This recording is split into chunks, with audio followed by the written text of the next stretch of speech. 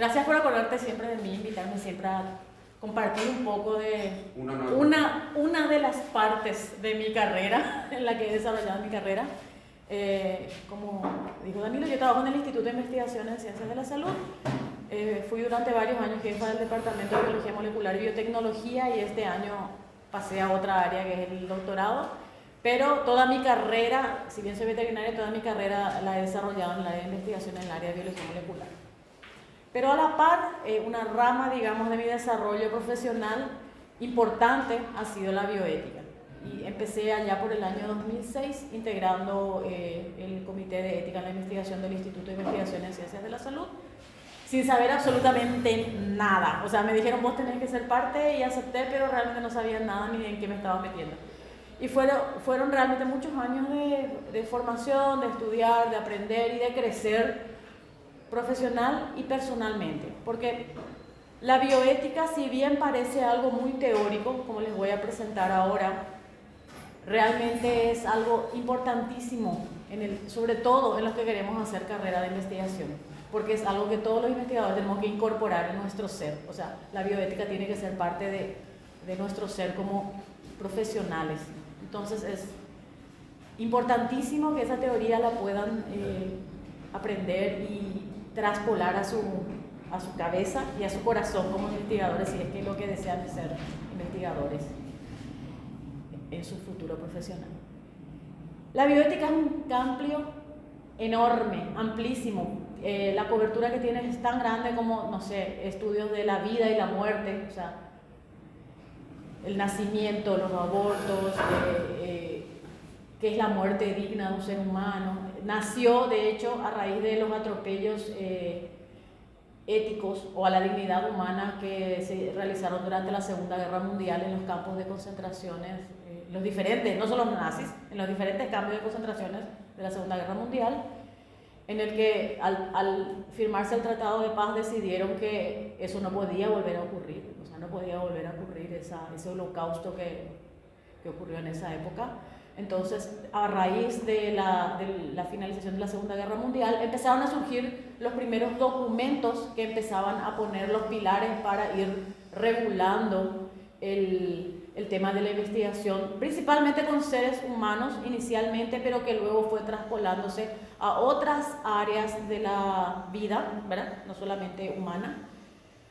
Entonces, realmente es extremadamente amplia, pero hoy, a pedido del profe Danilo, les voy a hablar de una pequeña parte de esa, pero que tal vez hoy en día es de las más impactantes, que es la bioética en los estudios genómicos, que es una rama de la bioética que ha venido creciendo rápida y enormemente en los últimos años, a partir de fines de los 90, que empezaron los proyectos Genoma Humano, donde todo el mundo era la lucha por quién secuenciaba primero un genoma completo, y toda esa historia que circuló a las respuestas que iba a dar el genoma humano, y que también fue como un descontrol, digamos. Nadie controlaba qué se hacía con esa información, qué pasaba con esa información, quién manejaba los datos que arrojaba, quién o quiénes tenían acceso. O sea,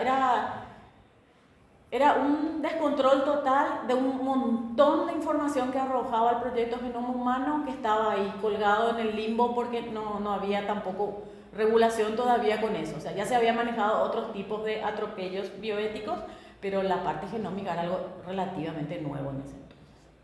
Entonces fue creciendo también con el paso de los años, con el crecimiento de las tecnologías en el área de biología molecular y genómica, y llegaremos a un documento que hoy principalmente les quiero presentar, que es un documento nuevito de paquete. Fue aprobado en noviembre del año 2024, del año pasado, por las diferentes instituciones que regulan todo el tema de la bioética a nivel global.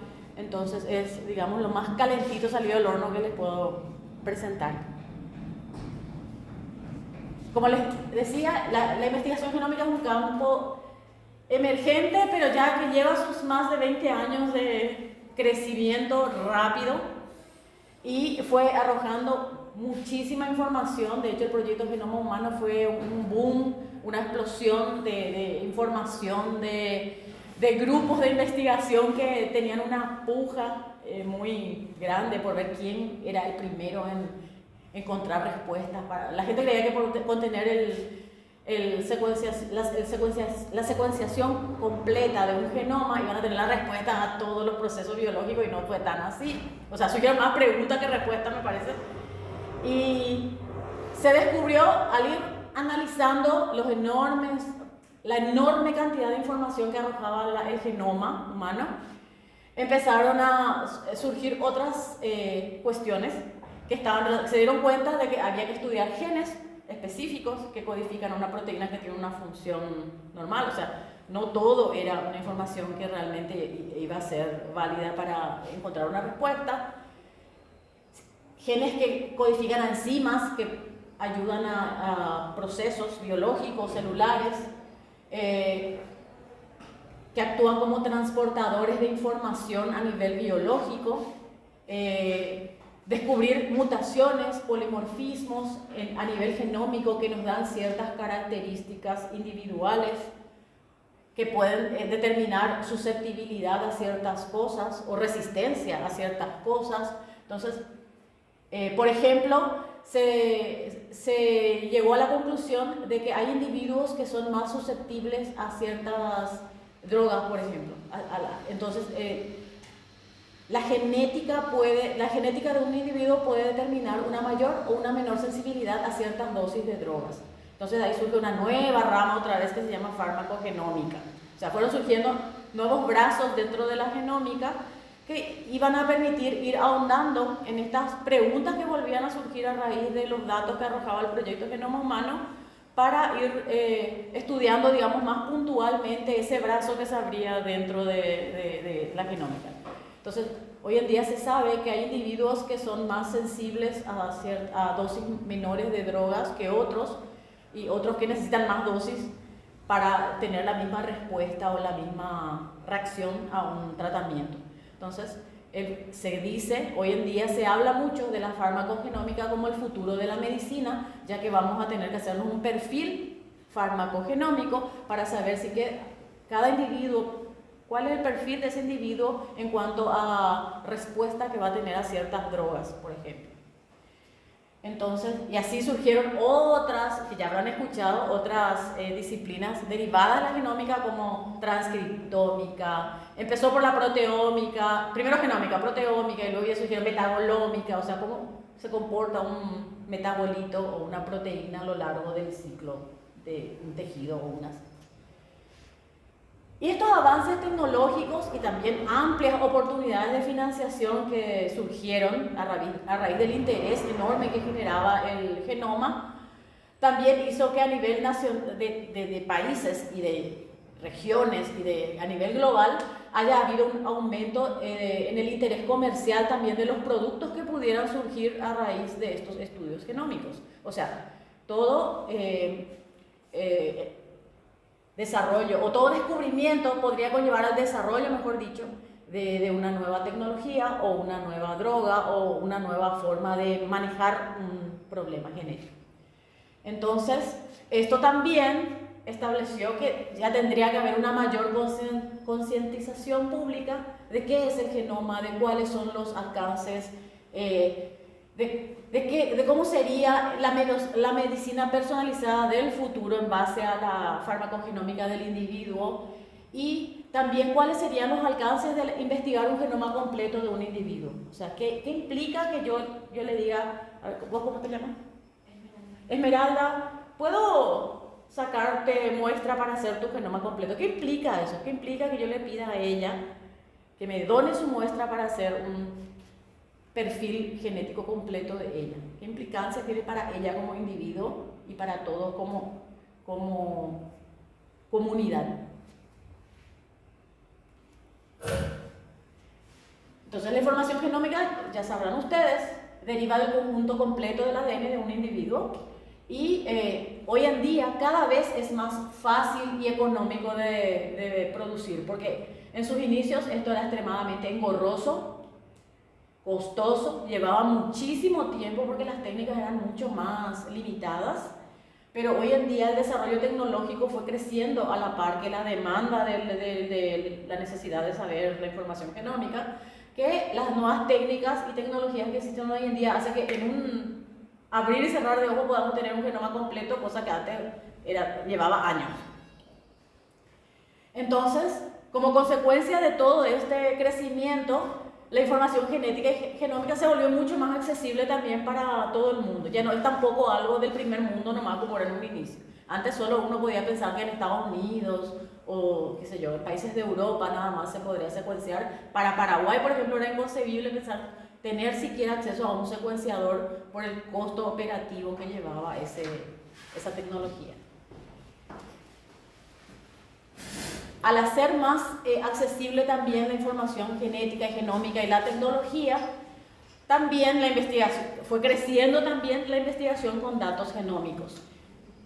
Y en la última década sobre todo, y a raíz de COVID yo creo que mayor aún fue el crecimiento, porque justamente con esa pandemia yo creo que todos vimos cómo fue la evolución tan rápida de decir, es la variante tal, este tiene tal implicancia. Entonces, es como que el mundo entero abrió los ojos y se dio cuenta de que la información que puede arrojar el estudio de genomas puede ser extremadamente útil para resolver situaciones de emergencia también.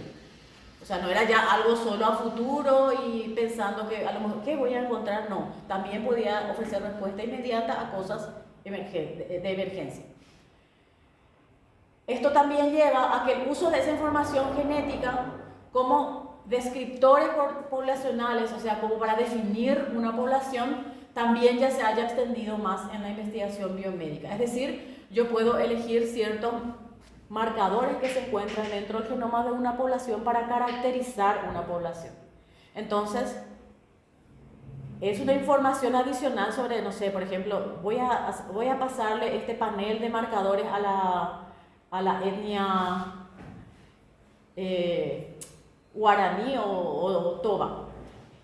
¿Qué tienen ellos de característico? ¿Qué puedo encontrar yo en ellos de especial, de diferente con respecto al resto de la población? Entonces yo puedo caracterizar una población y ver qué le diferencia del resto.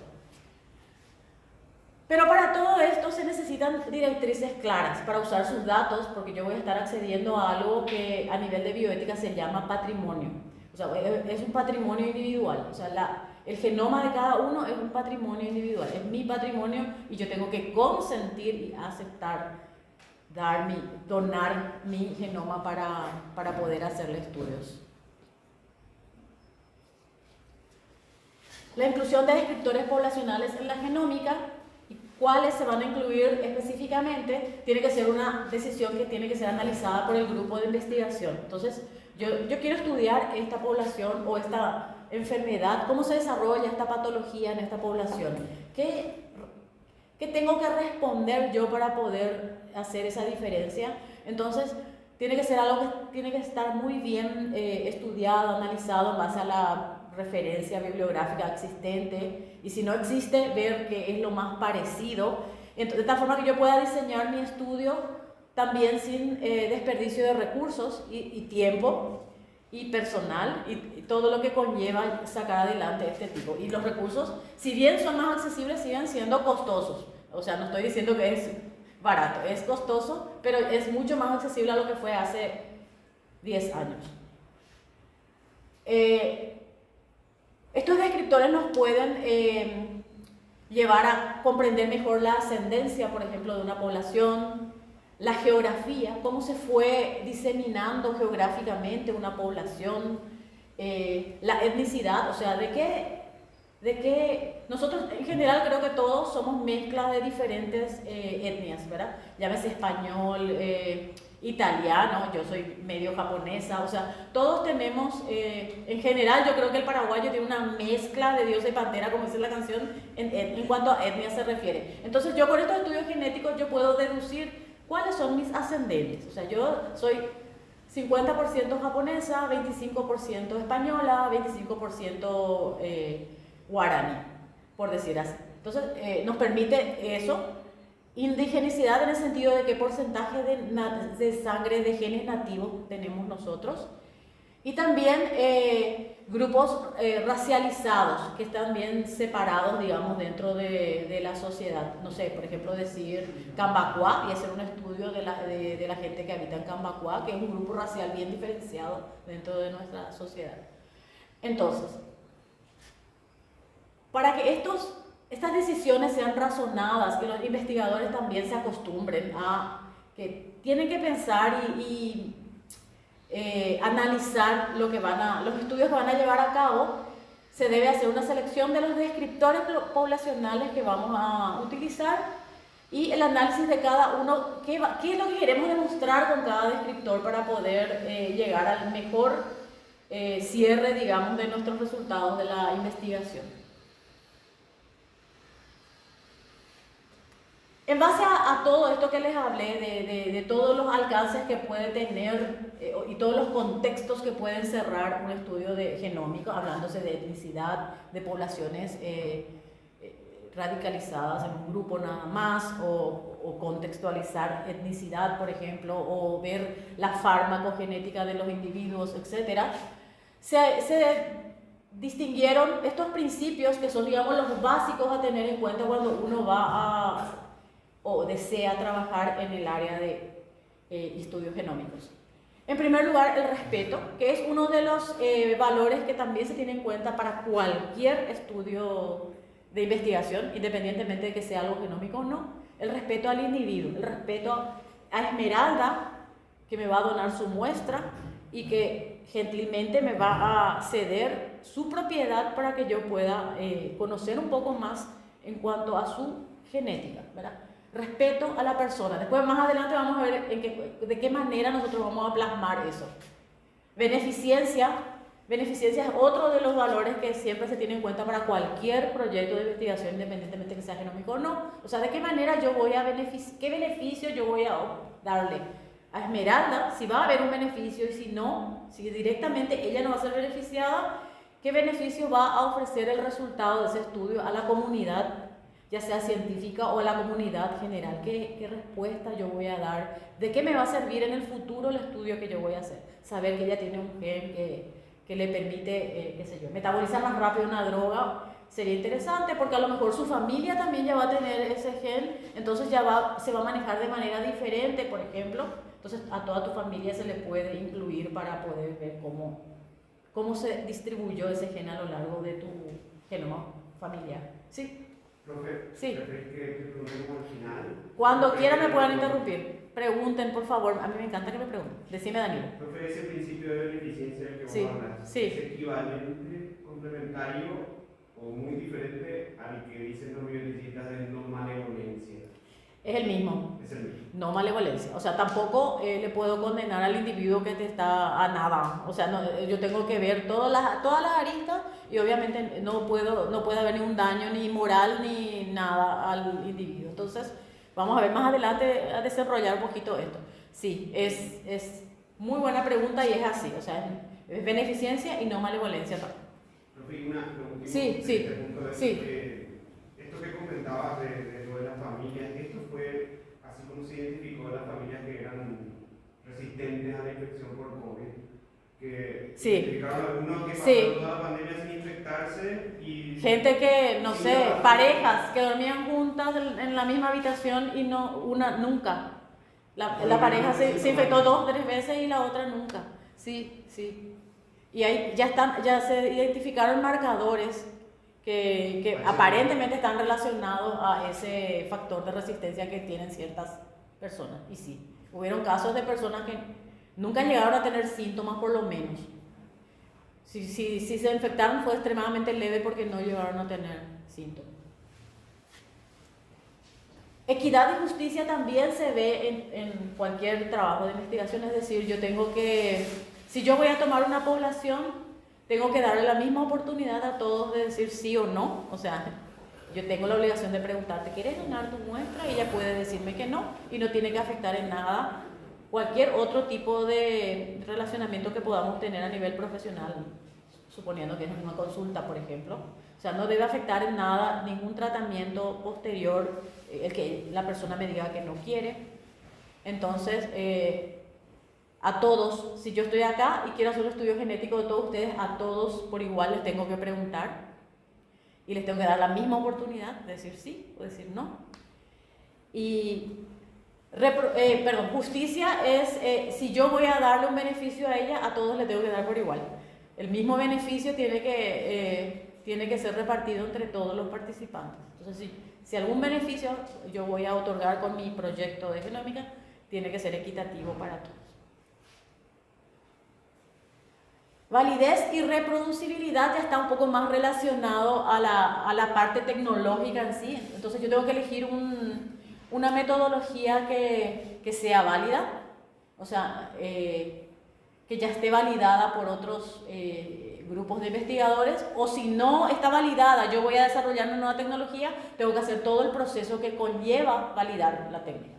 Porque puede ser que a mí se me ocurrió identificar nuevos marcadores y voy a desarrollar un panel de marcadores para tal cosa.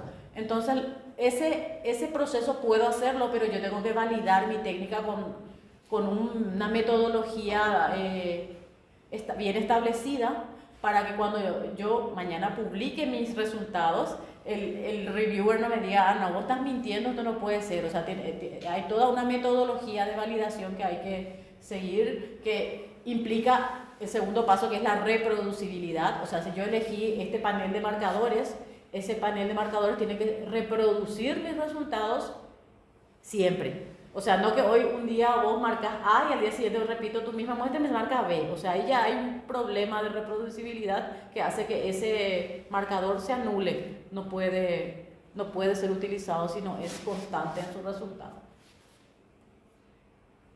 Transparencia es muy importante. ¿Por qué? Porque estamos manejando datos que de repente pueden ser sensibles si es que se filtra la información.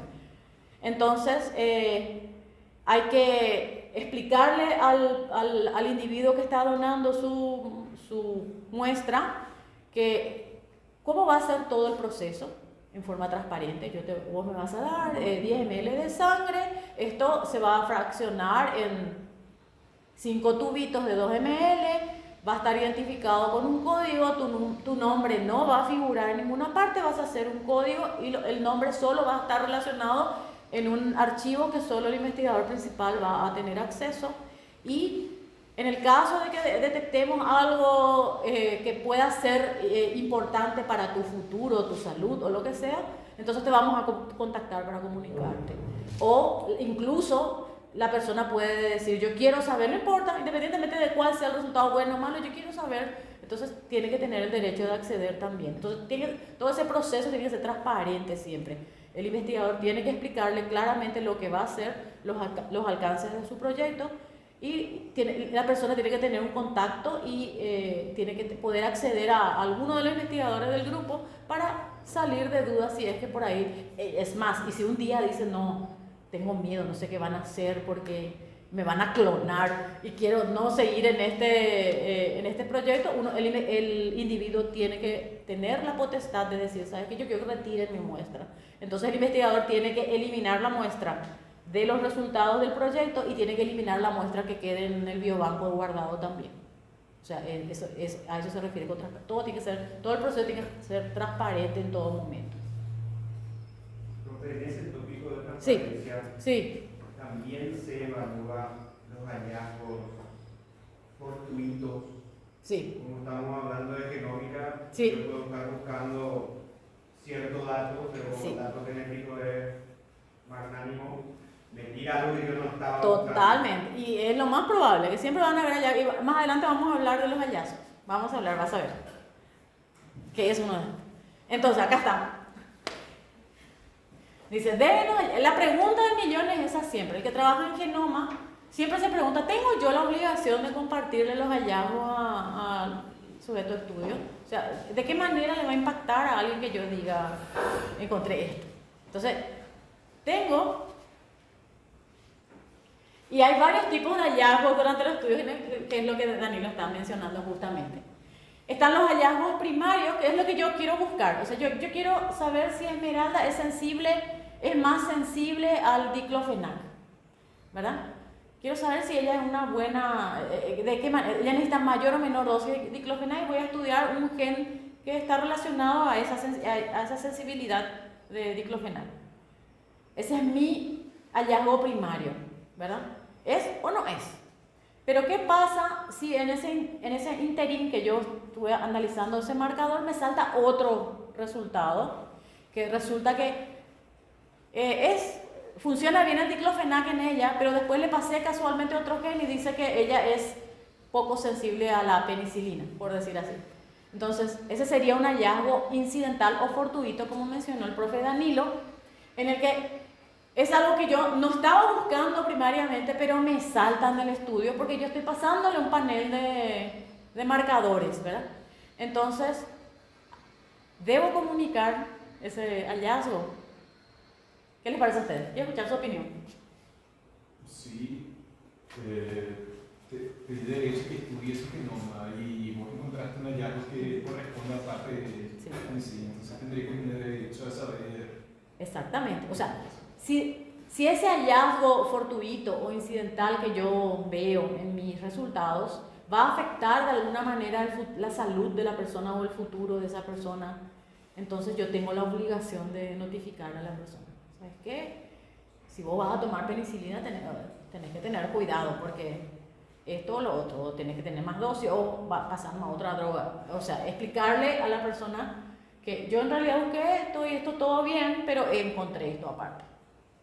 Pero puede que esos hallazgos de repente no tengan en realidad o por lo menos en ese momento, porque hay que recordar que todo está siendo estudiado. Puede que a lo mejor en el momento sea un hallazgo fortuito que no tiene todavía ningún efecto demostrable. Entonces en ese caso tal vez sí haya que analizar tal vez con el comité de ética de la institución a ver si se le informa o no en base a qué conllevaría a futuro en todo caso si es que se demuestra algo. Pero en general lo ideal sería como un beneficio que uno le ofrecería al individuo. Y eso vale también, profe, para condiciones que al estado del arte del momento en el que se hace ese estudio no tienen ninguna proyección de tener cura ni tratamiento. Por ejemplo, una condición neurodegenerativa que no hay nada que hacer y básicamente decirle al paciente podría influenciar su calidad de vida respecto a tener conocimiento de algo que antes no tenía. Y es algo que se tiene que discutir. Es algo sí, en un comité. Y eso vamos a ver más adelante, que es muy importante por eso, que cada institución tenga su comité de ética y que su comité de ética esté preparado para discutir y analizar estas cosas, que son realmente muchos años de formación para que los miembros puedan analizar estas situaciones en sus diferentes contextos y tener así también esa multidisciplinariedad, porque cuando todos son de la misma especialidad, de repente todos tenemos medio la misma forma de pensar, entonces siempre hace falta el disruptor ahí, el que te diga, pero ¿y qué pasa si? Entonces es importante por eso ser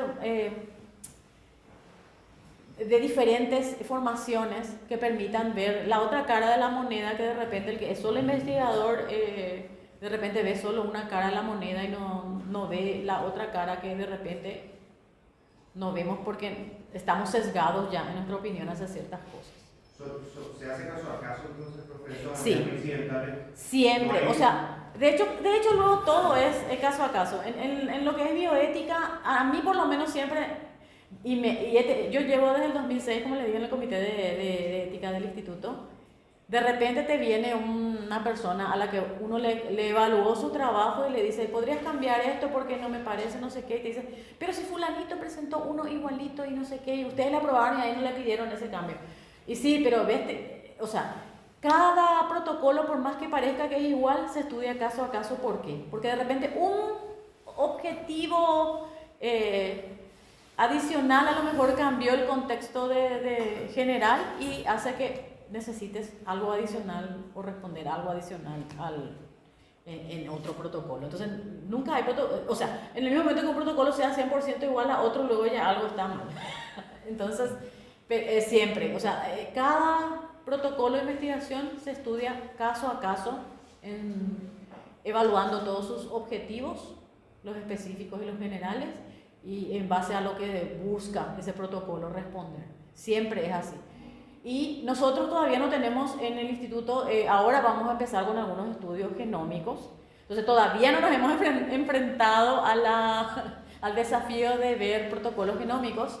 Entonces hasta ahora todo es más a nivel de estudios de infecciones, seguimientos de infecciones, cosas epidemiológicas y variantes, variables, esas cosas. Pero ahora vamos a empezar a trabajar con algunos marcadores ya genómicos y creo que ahí sí el comité va a tener que buscar ya esa otra arista que no estamos haciendo hasta ahora, que es el seguimiento de los protocolos para justamente discutir esto, los hallazgos. Entre paréntesis, eso de que ahora van a empezar es porque el instituto ahora se ha aprendido una plataforma de genómica. Sí, de hecho presentamos, ahora queremos ampliar nuestra plataforma de genómica y vamos a empezar a estudiar ya algunos marcadores genómicos de resistencia y susceptibilidad, por ejemplo, a enfermedades y otros tipos de marcadores genómicos del lado humano ya, ¿verdad? Entonces, sí o sí, eso ya va a tener otro manejo a nivel. Vamos a empezar también nosotros a incursionar en esto, hablar de los hallazgos. Y es un mundo nuevo otra vez, mismo para nuestro comité de ética. Así que esta misma clase le voy a dar a mis compañeros del comité. Y bueno, después están los hallazgos clínicos secundarios, porque supongamos que nosotros estamos estudiando personas que tienen Parkinson. Y estudiamos todo lo que tiene que ver con Parkinson. Y de repente nos salta que, mira, tiene susceptibilidad a veces tiene Alzheimer también, o qué sé, otra patología neurológica, qué sé yo. Y entonces, ¿qué hago? Es otra complicación potencial que puede tener también el individuo. Entonces, todo eso hay que tener en cuenta. Y también cómo comunicarle, tampoco tirarle el resultado, sino explicarle y tal vez asesorarle al médico que tratante si es necesario, ver toda esa parte del manejo humano, digamos, de la información que uno va a liberar. ¿Por qué existe el deber, y vean bien la palabra, el deber de prestar atención a los resultados de la investigación genética? Primero por lo que ya habíamos hablado, el tema de la beneficencia, porque cierta información genética puede ser sumamente importante para responder ciertas cosas desde el punto de vista clínico.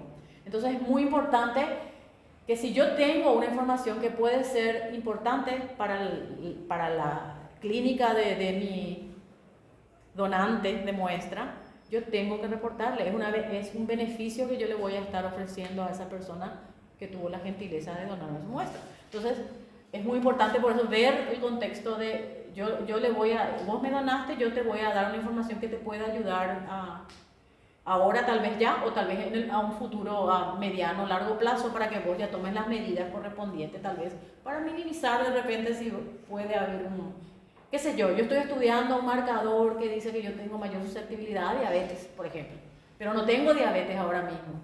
Pero si yo te paso esa información, sabes que vos tenés genéticamente una predisposición a desarrollar diabetes, entonces tal vez la persona ya pueda mejorar sus hábitos de vida para, si no decir no a desarrollar diabetes, alargar ese periodo del disparo, digamos, de la diabetes en su cuerpo. Y eso obviamente va a repercutir en que su salud sea mucho más larga, su estado de salud corporal. Entonces, es muy importante, si yo estudio algo si yo veo algo que si bien en ese momento no le está afectando, pero a futuro le puede afectar y la información puede ser válida para que la persona tome recaudo para mejorar su calidad de vida y prolongar su salud en el tiempo, tengo que darle ese beneficio al paciente.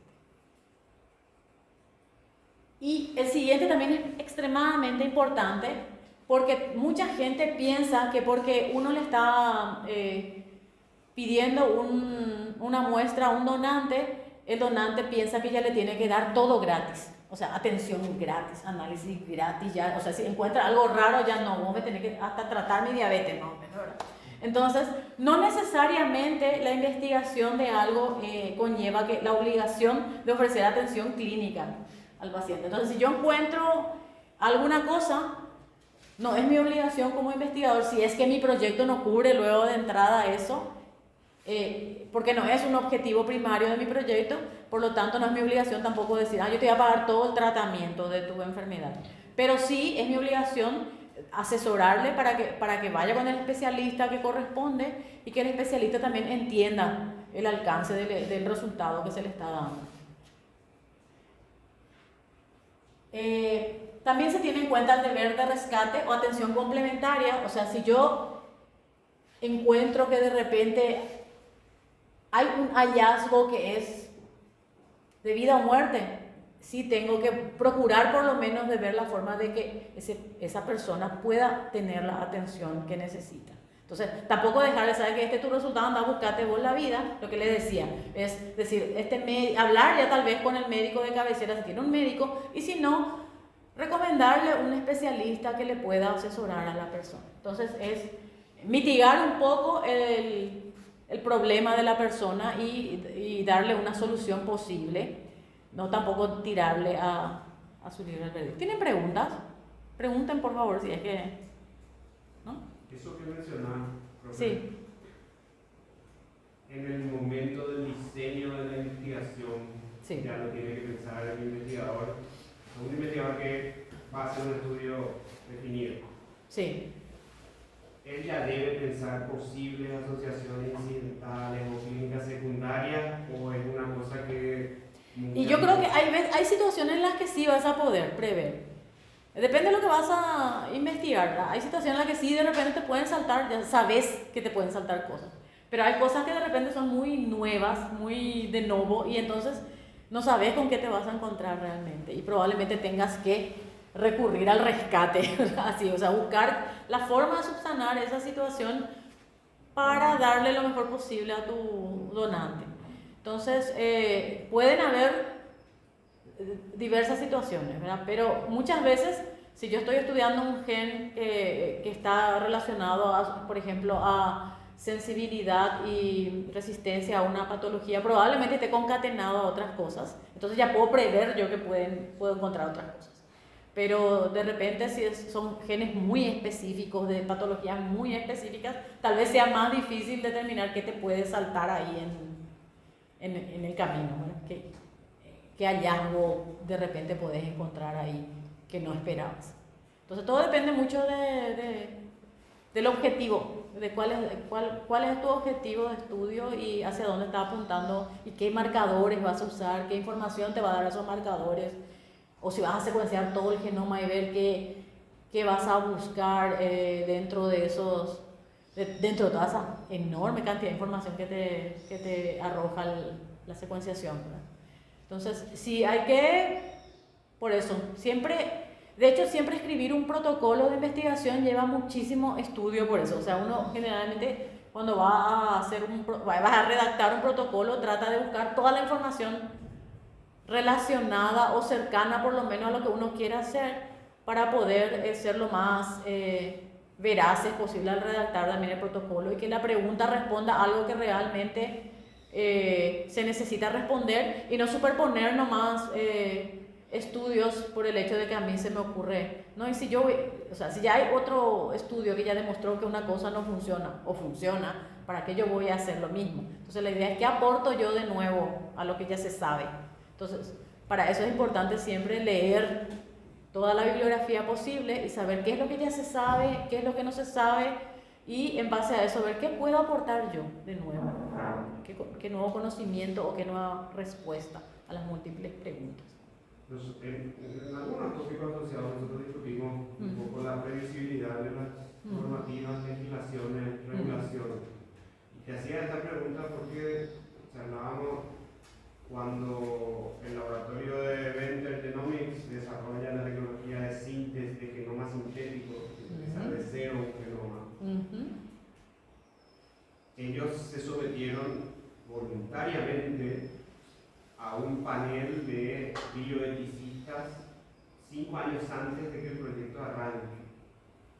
Y nos preguntábamos cómo eso es lo que sea voluntariamente. ¿Quiere decir que fueron y le pidieron al gobierno? No, ellos contrataron bioeticistas y iban a trabajar en paralelo que dijeron que les prevean todas las consecuencias posibles que ellos podían dimensionar en su experiencia de tener hacer esa síntesis.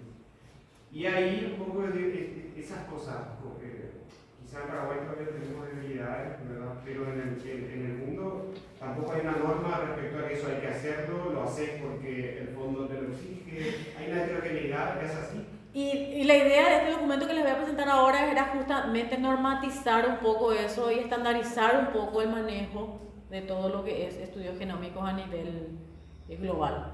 Entonces, es el primer documento que es este, nuevito de paquete, salió en noviembre del 2024 y de hecho fue hecho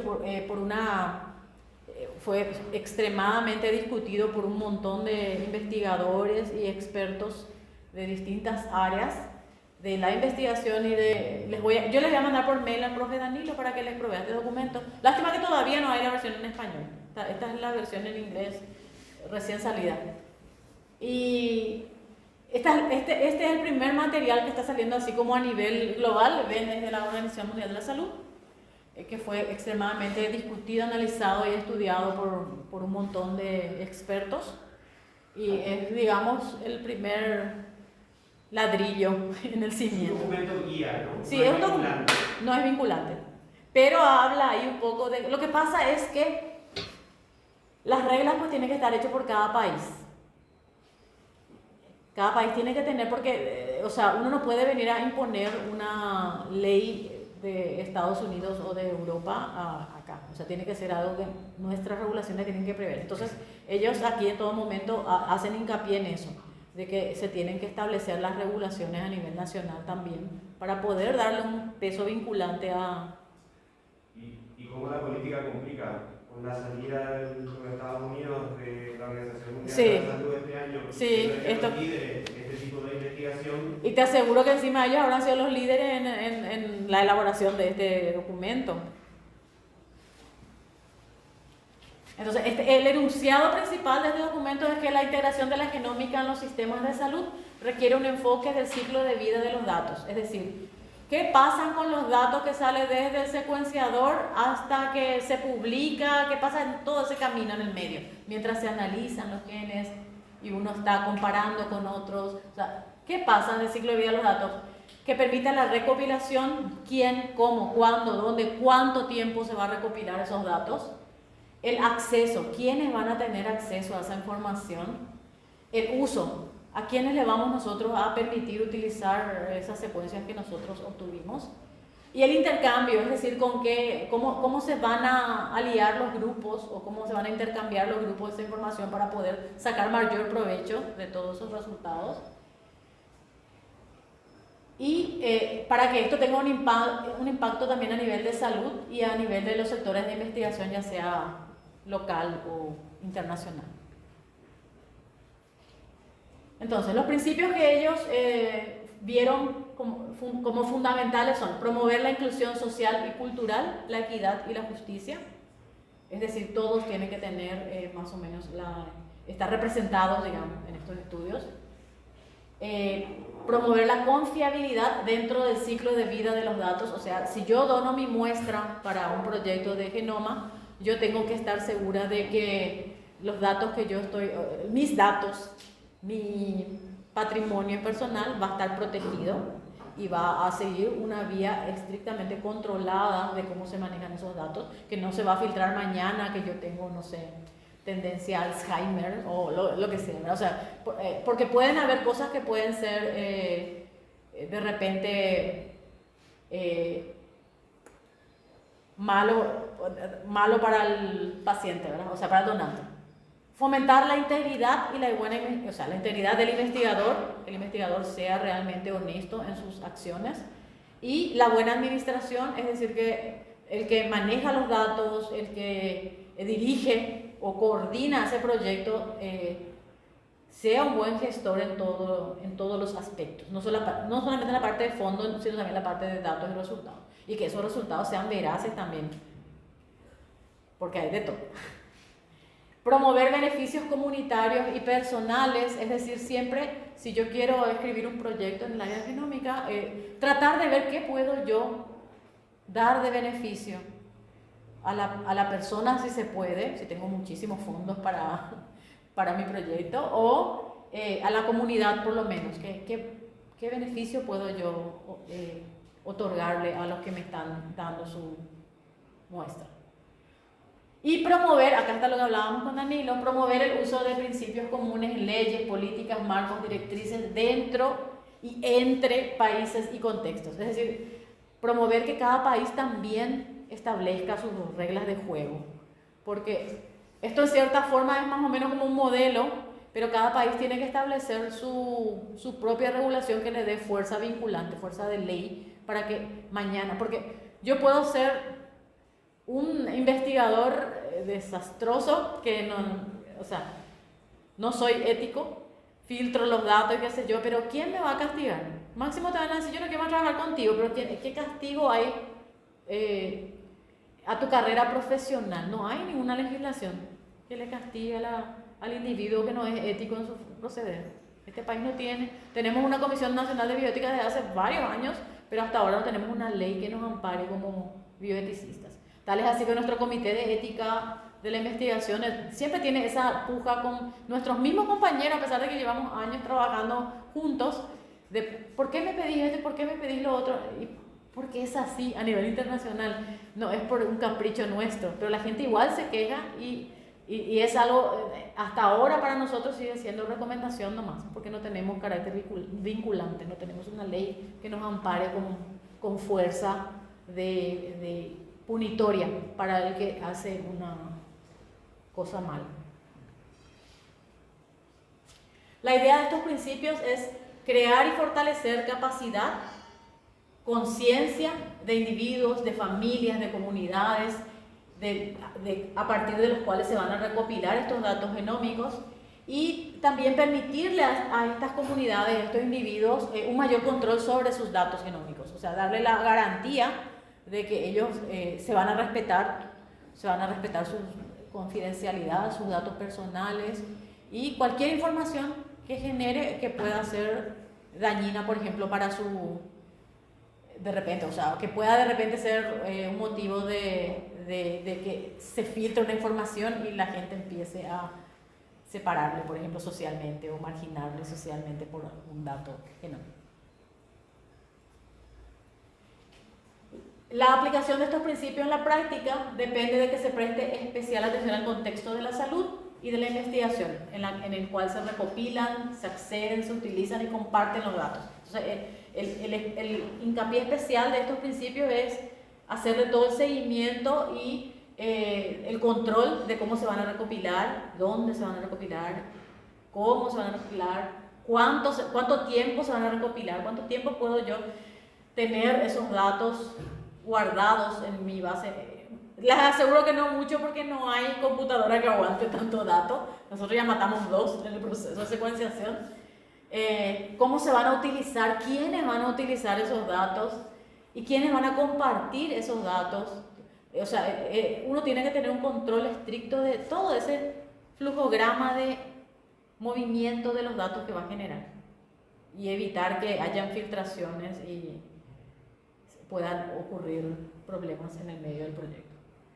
Y esto va a incluir consideraciones específicas de las personas, de las familias, de las comunidades que proporcionan estos datos y la finalidad de la recopilación y del acceso y el uso. O sea, yo le tengo que explicar también a la comunidad por qué yo voy a guardar esos datos, para qué pueden servir, quiénes van a acceder, todo eso yo le tengo que explicar a las personas. Solo 1 o 2 personas van a manejar los datos.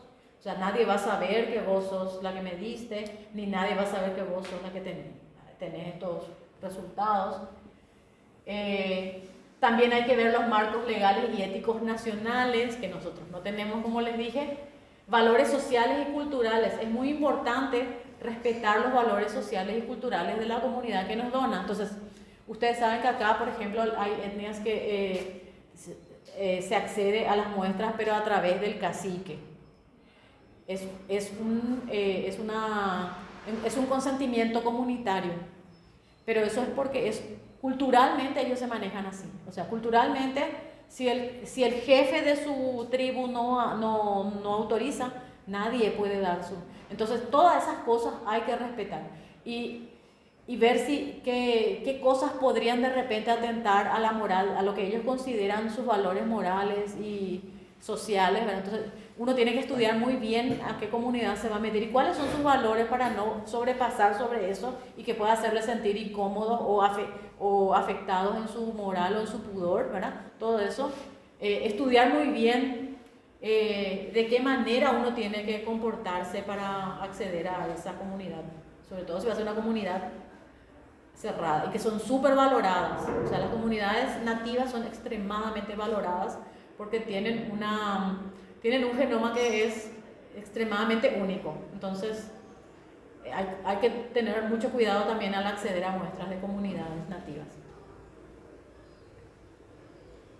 Y en circunstancias especiales, por eso es que hay que implementar los principios con una deliberación bien cuidada, ¿verdad? Del protocolo y con revisiones adicionales y cuidadosas de todos los puntos que van a ser estudiados en el proyecto para justamente no generar ningún problema en una comunidad que de repente puede sentirse afectada socialmente o culturalmente.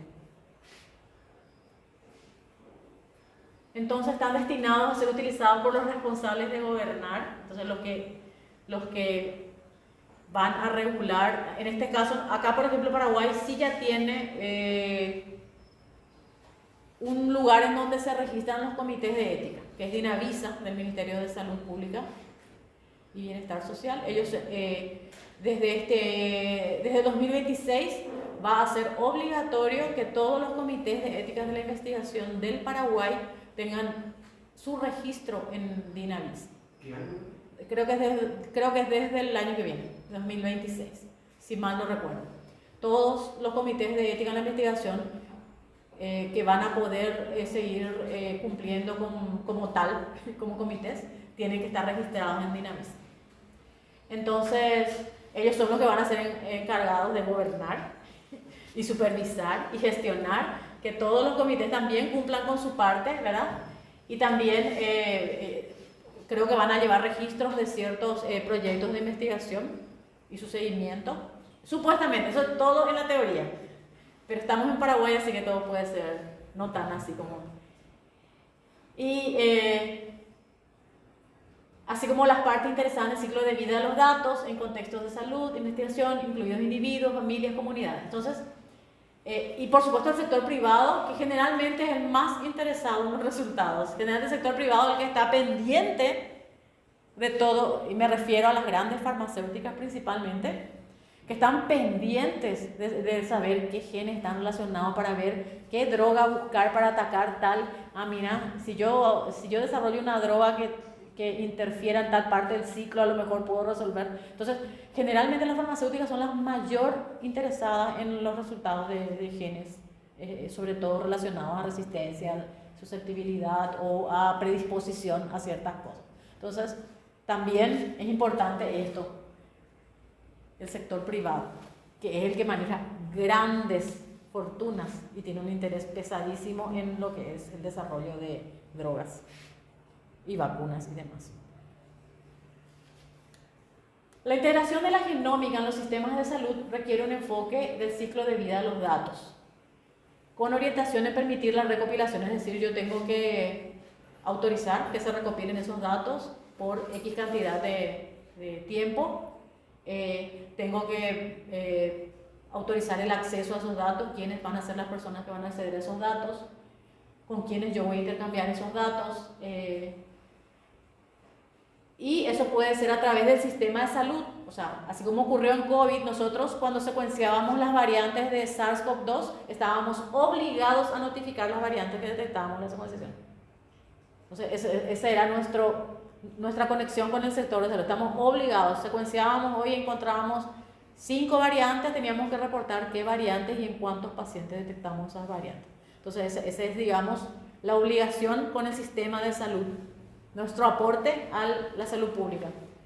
Y las publicaciones en las revistas científicas sería nuestra colaboración con la comunidad científica, que es la forma en la que nosotros demostramos que es lo que hicimos, ¿verdad? Ya sea a nivel local y a nivel internacional. Es más, yo creo que más valora a nivel de la comunidad científica internacional el aporte que hacemos que el nacional. Son 8 principios fundamentales los que se establecieron en este documento. El primero es el de los derechos individuales y comunitarios, que es otro término que seguramente ya vieron en lo que es bioética general, el respeto a la autonomía. Es siempre el primero. ¿Qué es eso? Es el respeto a que al individuo diga quiero o no quiero donar mi muestra.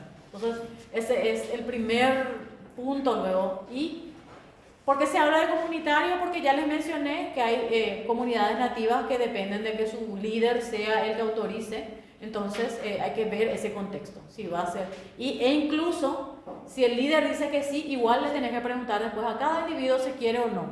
Pero para entrar nomás luego ya tenés que pedirle al líder primero que te deje. Y después otra vez a cada individuo si hay que aceptar o no donar.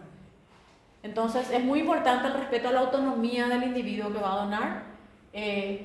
Y aquí aparece algo extremadamente importante que seguro ya conocen, la palabra consentimiento informado. Sí o sí, el protocolo tiene que involucrar un consentimiento informado que tiene que ser claro, que tiene que estar adecuado al contexto cultural. Es decir, si la persona habla solo guaraní, si bien yo no digo que se escriba el consentimiento informado en guaraní, pero sí una persona que hable guaraní le tiene que explicar a la persona claramente qué es lo que se va a hacer, qué tipo de muestra, qué cantidad de muestra le van a tomar y en un contexto general y en la forma más fácil posible explicarle qué es lo que se va a hacer con su muestra.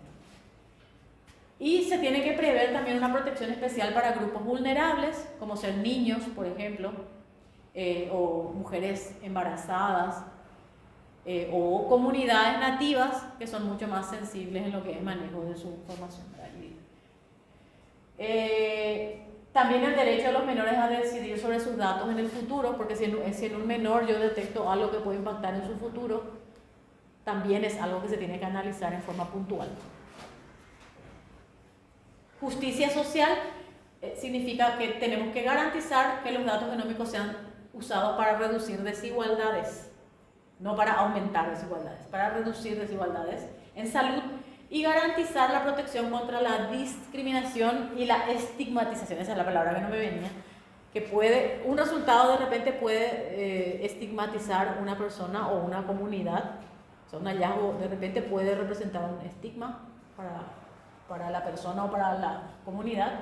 Entonces, por eso es muy importante manejar con mucha confidencialidad y cautela lo que se va a publicar o qué y hasta dónde y en qué contexto se va a publicar.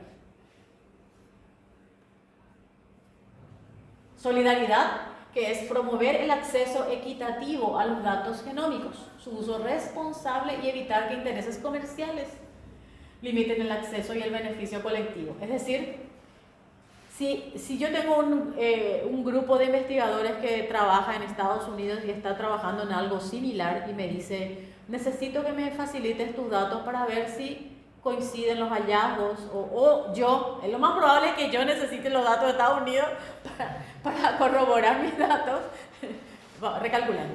Entonces, es importante que exista esa solidaridad entre investigadores para que realmente la información sea lo más certera posible. O sea, cuanto más yo pueda confirmar que mis hallazgos sean parecidos a los que otros investigadores que trabajan en cosas similares de repente estén encontrando, más fuerza le va a dar también a mis resultados. Entonces, es un poco ver la forma de que ese intercambio sea realizado, pero sin atentar contra la confidencialidad o los estigmas que puedan acá estirar, digamos, ese intercambio. Y sobre todo, evitar que los intereses comerciales sean más pesados en estas decisiones.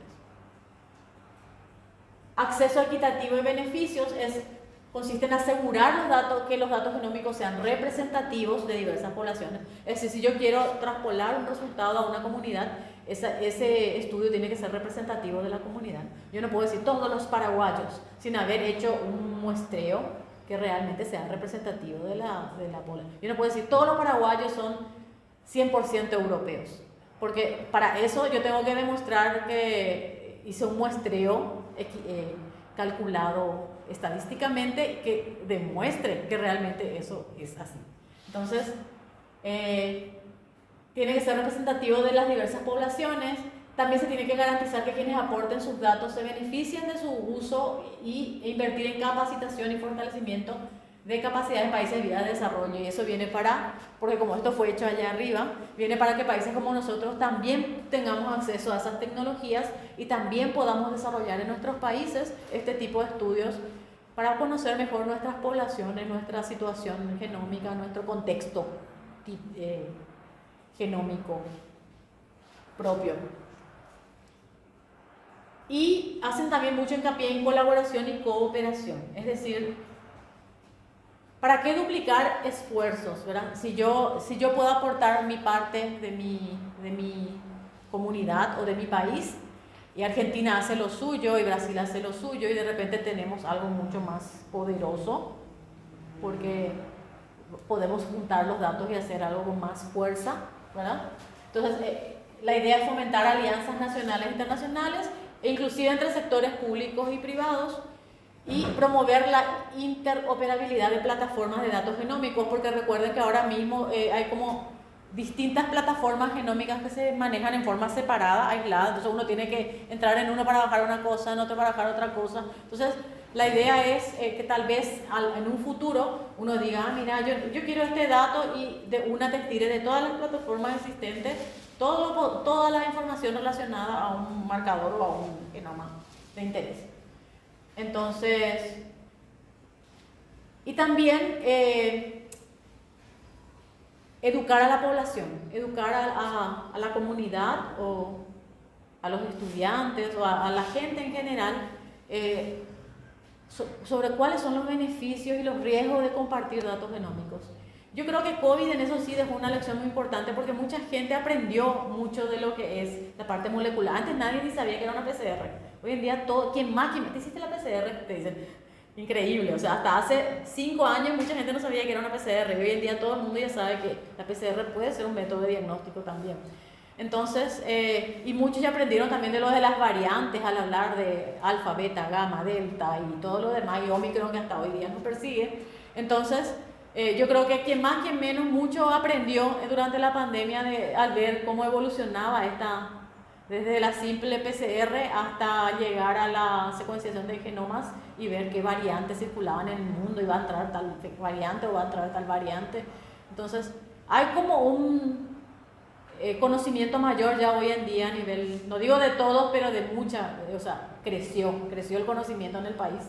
Tal vez falta todavía porque hay lugares hasta donde no llega tanta información, pero creo que sí aumentó muchísimo el conocimiento general. ¿Tienen preguntas?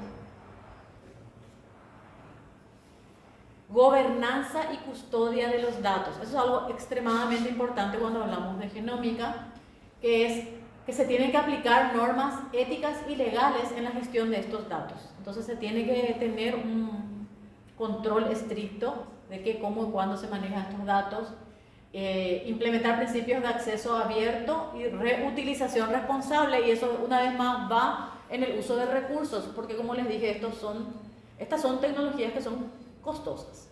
Entonces, ¿para qué duplicar el gasto de recursos cuando se puede compartir la información y llegar a la misma respuesta, o tal vez mejor y más rápido? En vez de que 2 personas secuencien la misma cosa, se complementan y sacan más rápido probablemente la respuesta. Y para ellos, después les voy a hablar en la siguiente de lo que es estas herramientas que se llaman Fair, Grace, Care and Trust, que son herramientas que utilizan para evaluar y mitigar impactos ambientales del almacenamiento y procesamiento de datos, y toda la parte de los principios de acceso, etc.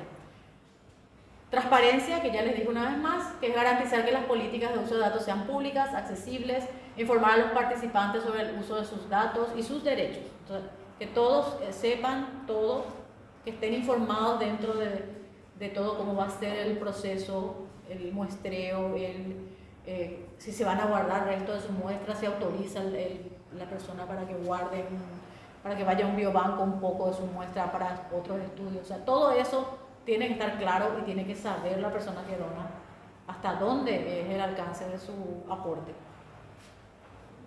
Responsabilidad y rendición de cuentas.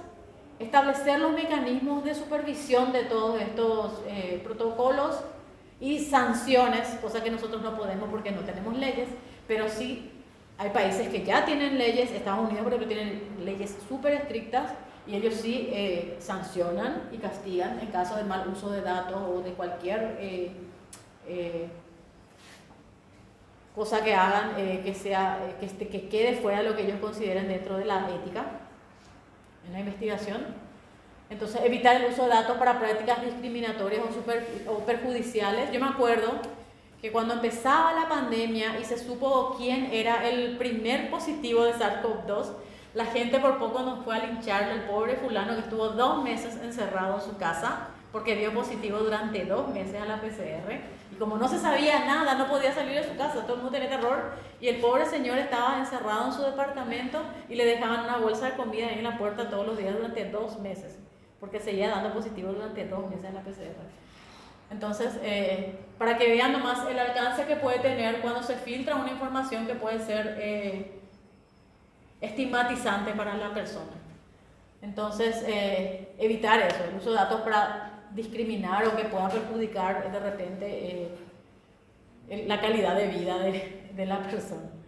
Implementar auditoría, es decir, que haya siempre personas que se encarguen de monitorear, que se cumplan con todo lo que se comprometió el investigador en su protocolo, y controles también en todo el ciclo de vida de los datos. Nosotros, por ejemplo, acá en Paraguay no se hace mucho eso, pero sí hemos tenido experiencia en proyectos que culminaron y al hacer el cierre, la entidad financiadora te exige que todos los consentimientos informados o sean eliminados o sean anonimizados. Entonces, ¿qué significaba eso?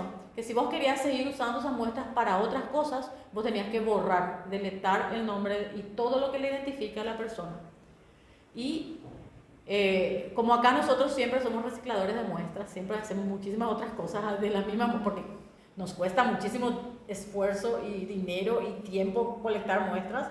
Entonces se procedió a la anonimización de las muestras y vino una persona del país extranjero a verificar consentimiento por consentimiento para ver que realmente se haya tachado cualquier dato que pueda identificarle a la persona y que esas muestras sean simples códigos nada más ya, 1 a 1, pero así, eran unas 300 muestras y 1 a 1 verificó que eso que se cumpla con ese requisito de anonimización. Entonces, eso es auditoría, o sea, realmente controlar que se cumplan.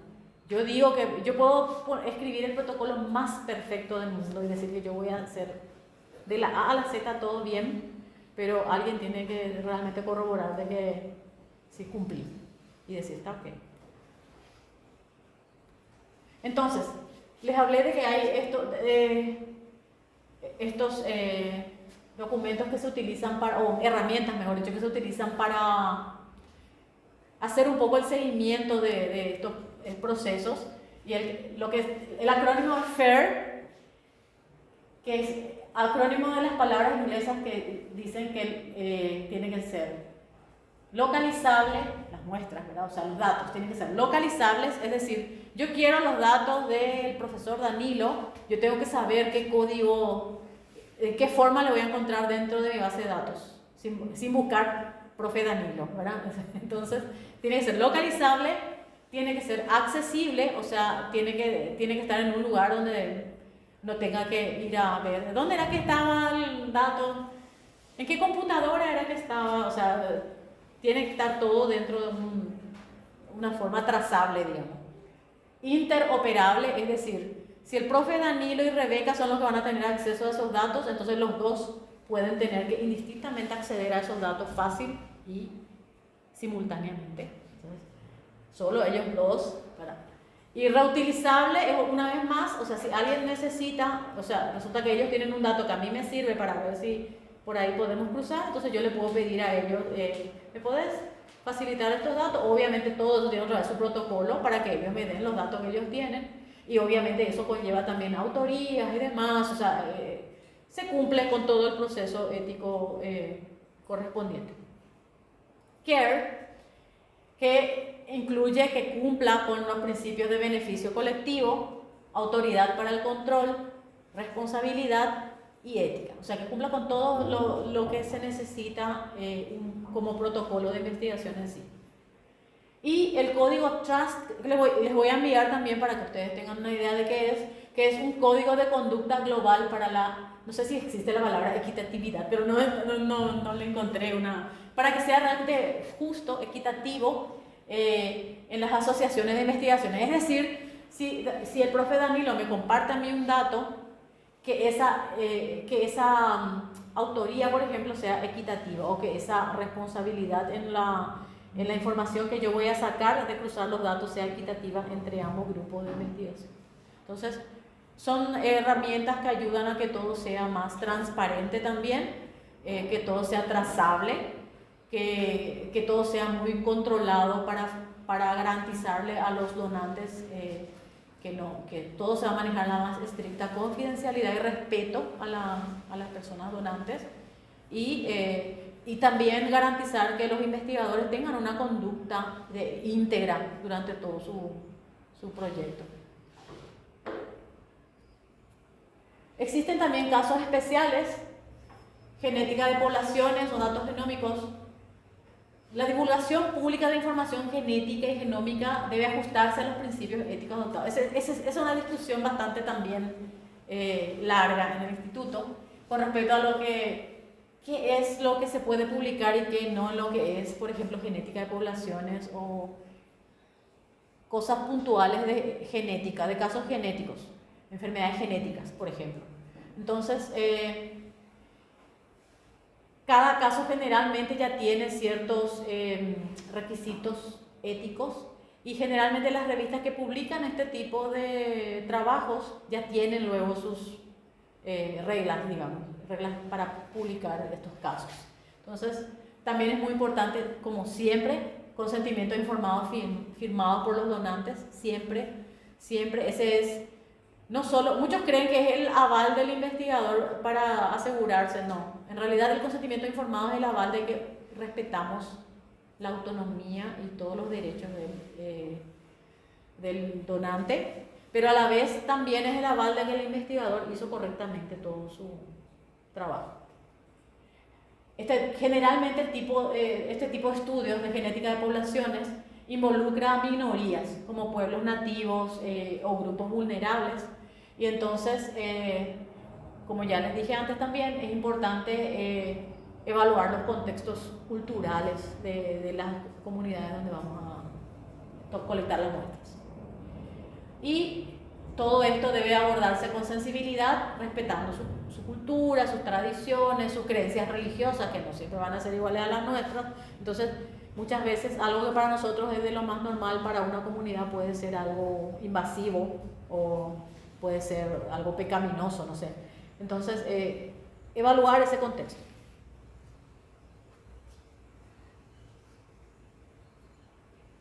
Los resultados individuales, ¿qué impacto pueden tener a nivel comunitario? Hay que también evaluar eso, o sea, que yo sepa una característica de una persona, de qué manera puede impactar eso. Es algo que puede ser transpolable a toda la comunidad o no, evaluar eso. Evaluar el conocimiento y comprensión de la cultura local, evaluar las comunidades indígenas y minorías y ver el consentimiento colectivo, como les dije, o sea, ¿hace falta tomar un consentimiento informado individual o no? Hoy en día, a raíz de la pandemia también antes era todo por escrito, pero a raíz de la pandemia, como ya hubieron más limitaciones de la presencialidad y demás, también se probó bastante, se utilizó bastante el consentimiento grabado en video. Entonces, ver cuáles son las opciones que tenemos para poder acceder a ese consentimiento de las comunidades o de los individuos, porque puede ser que de repente sea una persona que no lee ni escribe, entonces uno puede grabar esa conversación con el donante y explicarle todo, y ahí queda grabado que dice, sí, yo estoy de acuerdo, entendí y estoy de acuerdo. También hay que tener en cuenta que los tipos de consentimiento van a variar de acuerdo al tipo de país. Yo he recibido consentimiento informado que se usan en Europa, por ejemplo, y un paraguayo no va a entender ni la mitad de lo que dice, porque de repente usan términos muy técnicos, muy complicados, que el común del país no va a entender qué es lo que le está queriendo. Es más, se va a asustarlo probablemente después de escuchar tantas palabras. Entonces, evaluar eso, a qué tipo de población yo voy, a qué tipo de comunidad o a qué tipo de gente yo apunto colectar mi muestra y adaptar el lenguaje a lo más parecido y comprensible posible para la población que yo apunto ir para ahorrarme también mucha explicación, porque si no es otra vez, hay gente que a lo mejor uno le explica verbalmente y ok, te va a aceptar, pero no va a faltar el que diga, no, pero acá es otra cosa, ¿verdad? Entonces, yo no sé si ahí dice lo que vos me dijiste, ¿verdad? No va a faltar el que cuestione esa explicación verbal. Entonces es importante adaptarse al lenguaje lo más parecido posible a la comunidad a la que uno quiere mostrarle. Entonces es muy grande la diferencia realmente, y a mí me ha tocado evaluar y cambiar completamente el consentimiento de otros países que vienen y quieren aplicar el mismo acá. Imposible es. También hay que tener en cuenta en este tipo de estudios, sobre todo cuando uno quiere hacer estudios poblacionales, de genómica poblacional, que pueden haber, y ustedes ya ven Europa como es, migraciones, desplazamientos, cambios, fluctuaciones en la composición de las poblaciones. Como ven ahora Europa, y siempre veo y relaciono con esto, cuando veo en X sobre todo, que siempre ponen todo tipo de chismes, que dicen, esta es la selección de Francia, y son todas personas africanos, descendientes de África. Y en cambio la selección de Argentina, por ejemplo, son todos de estilo europeo, por decir. Entonces, realmente, sí, o sea, es una realidad, ¿verdad? Hay migraciones y hay desplazamiento. Entonces, traspolar un resultado y decir, no, todos los africanos tienen, no. Porque en Europa hay muchísima migración, muchísimos refugiados que fueron a instalarse en Europa y están cambiando la dinámica poblacional ahí. Entonces, prever también esos detalles de fluctuaciones en la composición de las poblaciones, y que es una realidad a nivel global. Todos tenemos. Paraguayos, creo que hay más paraguayos en Argentina que en Paraguay. Hay muchísimos paraguayos en Argentina. Entonces, ¿qué es realmente? ¿Quién puede decir que es 100% ya de algo? Hay una mezcla total. Entonces, hay que prever todas esas cosas. Hay mucho movimiento, es muy dinámico. La genómica es algo que puede ir, incluso que va a ir cambiando muchísimos conceptos inclusive. También están los biobancos. Esa es otra forma de acceder a muestras para estudios genómicos. O sea, yo puedo tener un biobanco en el que tengo muestras de hace 10 años que guardé para Chagas, no sé, para Leishmania. Y tengo ahí guardado y digo, bueno, ¿qué será que tiene esto? Y decido usar esas muestras. Bueno, hay que ver las regulaciones con respecto a material de biobanco.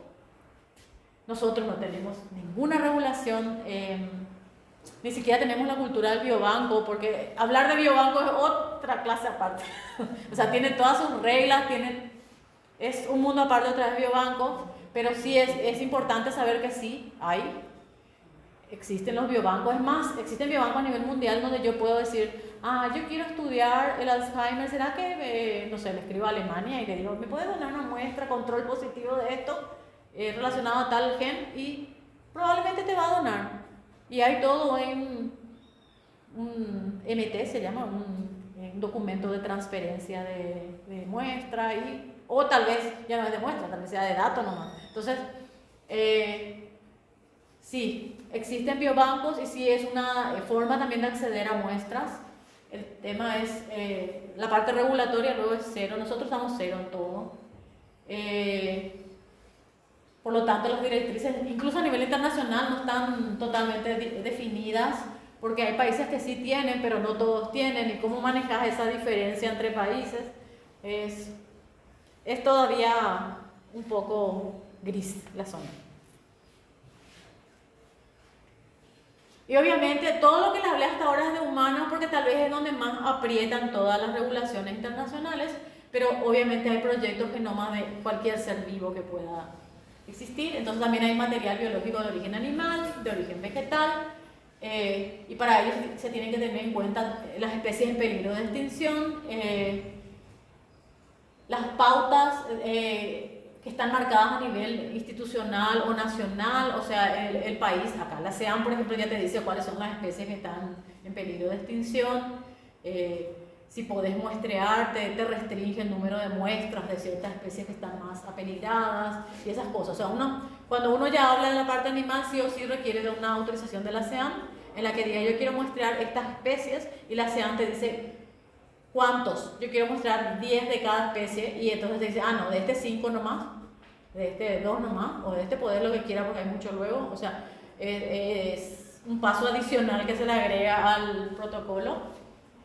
Y los autores tienen también, al igual que en cualquier otro protocolo de humano, también tienen que escribir la parte de los asuntos éticos de su protocolo y comentar allí su declaración de cuáles son los puntos éticos que va a tener en cuenta para el muestreo de sus, sean animales o vegetales, y qué comité aprobó, si hay un comité que haya aprobado ese protocolo.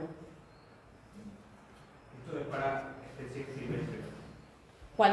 Sí, bueno, más para especies silvestres, pero también para animales en general tienen también su protocolo, tal vez menos estricto, no te vas a la SEAM, pero sí tiene que pasar por un CICUA que vamos a...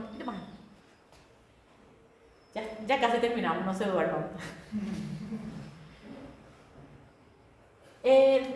¿Cuáles son las principales cuestiones? Entonces, redondeando un poco todo lo que hablamos. Tal vez el quid es la divulgación de los resultados, ¿verdad? Que puede generar ansiedad de repente, dependiendo de qué es lo que se está. Puede generar depresión al ver un resultado, si le decís que tiene, no sé, una mutación del gen BRCA1 o 2 que le predispone en un 80% a un tipo de cáncer, qué sé yo, porque existen esos. Y ahí tenemos a Angelina Jolie, que se mandó sacar los ovarios y los senos porque le salió que tenía más de 80% de probabilidad de tener cáncer de mama. Sin tener, o sea, solo por el hecho de portar el gen. Entonces, puede causar ansiedad, puede causar depresión, puede causar discriminación o estigmatización social. Entonces, mucho ojo con cómo divulgar los resultados y de qué manera y en qué contexto. Y también otros temas éticos importantes que se tienen que tener en cuenta es, ya les dije, la retirada de la investigación, que los donantes puedan de repente decir, no me siento confortable, no entiendo bien qué es lo que pasa, yo prefiero nomás que retire mi muestra y mi resultado. Tiene que tener esa opción.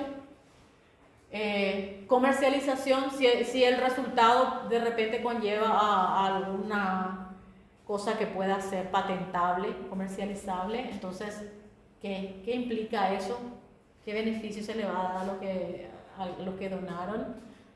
Gracias al conocimiento de ese gen se pudo desarrollar una droga. ¿Qué beneficio? ¿Vas a probar la droga con ese paciente para ver si funciona? ¿Le vas a dar el beneficio del tratamiento completo? O sea, son muchas interrogantes que genera otra vez esto, ¿verdad? Distribución de los beneficios, de qué manera vas a distribuir, cómo, cuánto tiempo. Compensación a los donantes. Hay algunos proyectos que sí prevén una compensación a los donantes, pero generalmente la compensación más es, no sé, vos vivís en Ciudad del Este y tenés que venir a Asunción para tomarte la muestra, entonces te pagan tu pasaje, tu estadía, eventualmente tus comidas, o sea, porque cualquier tipo de compensación muy suculenta ya se presta a coacción o lo que sea. No, yo me voy. Bueno, en Europa hay gente que vive de ser, por ejemplo, sí, ser el conejillo de Indias para los ensayos clínicos de drogas, y se les paga mensualmente un salario y se pasan ellos probando drogas de diferentes tipos. Pero, ¿qué tan ético es eso? No sé. Y la confidencialidad, que es lo que más les repetí en toda la charla, es la clave de todo esto. Respetar siempre los datos personales, que no sea un individuo identificable, que no lea yo mañana el paper y diga, ese es fulanito. Entonces hay que ser, no, en serio, es importante. Debe existir un compromiso para promover la colaboración, cooperación. Esto ya es un resumen de todo lo que les dije. Y es importante desarrollar procesos que permitan la recopilación, el acceso, o sea, procesos que faciliten todo esto la recopilación y el uso de esos datos y el control de esos datos, seguir las prácticas éticas vigentes, identificar y minimizar los posibles riesgos y respetar las leyes y directrices aplicables. O sea, es algo que uno ya tiene que incorporar como investigador. También debe existir un compromiso para establecer procesos que permitan y promuevan, o sea, promover que se desarrollen sistemas, plataformas que puedan mantener esos datos sin que mañana publique todo, que no sea filtrado.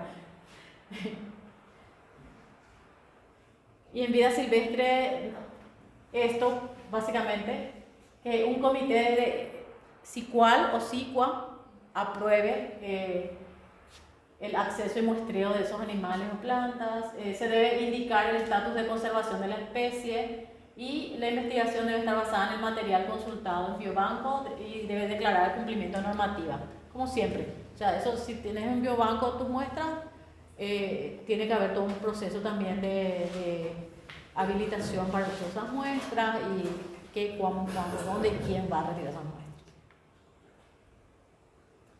También pueden haber muestras de ADN ambiental. Entonces, hoy en día se trabaja mucho con metagenómica ambiental, ¿verdad? Entonces, también tienen que estar aprobados por un comité competente que regule y supervise de preferencia la investigación de campo, respetar los principios de mínima perturbación del medio ambiente y trato humano a los animales si es que va a ser con animales, divulgar la aprobación de la investigación científica por parte de una administración local o un consejo regulador, y el manuscrito debe incluir una declaración que indique el cumplimiento de las políticas locales también. Es decir, en el manuscrito tiene que figurar que el muestreo fue autorizado por la CEAM, por ejemplo. Entonces, y por tal comité. Siempre también tiene que figurar que fue aprobado por tal comité para garantizar que todo se hizo dentro de la legalidad. Y para todo esto existen los comités de ética en la investigación, que son los que en general evalúan casi todos los tipos de protocolos de investigación, ya sea de enfermedades infecciosas, no infecciosas y toda la parte genómica.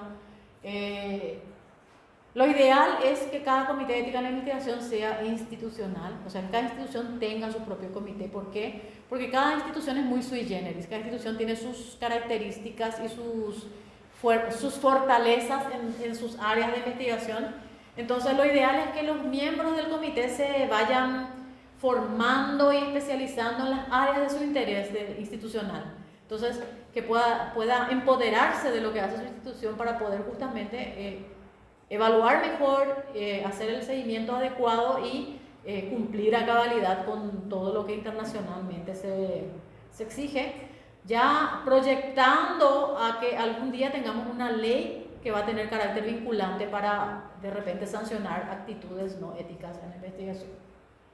Y para lo que es animales, existen dos tipos de comités.